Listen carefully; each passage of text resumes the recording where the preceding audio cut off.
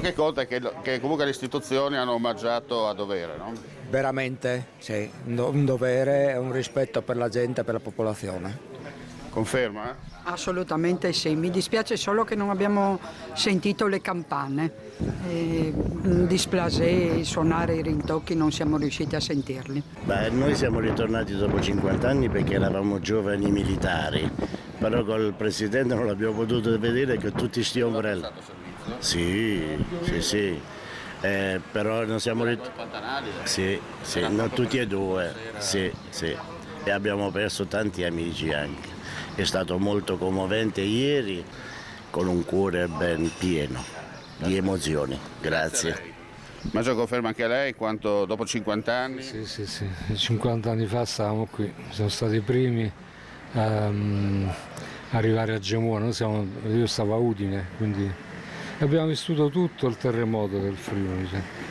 Da giugno fino a novembre, quando ci siamo congedati, abbiamo vissuto tutto. Però il fatto che si è dividuto il Presidente della Repubblica e il Capo del Governo, insomma... Sì, non è una roba di poco, ecco, sì. È una roba lavoro gratificante. Non come abbiamo provato il terremoto, lo sapete che vuol dire.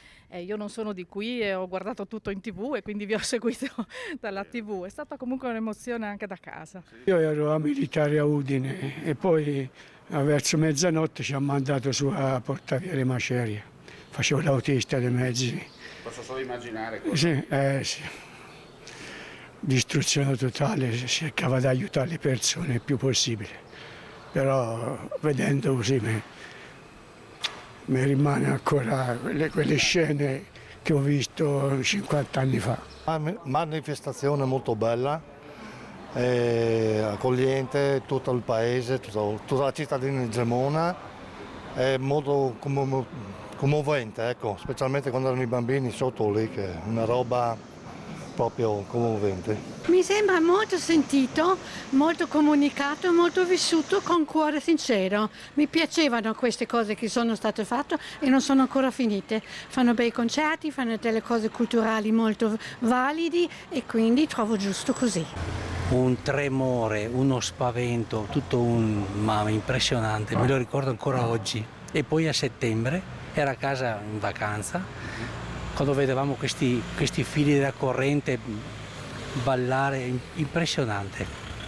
E poi rivedere così Gemona ricostruita in questo modo è uno spettacolo.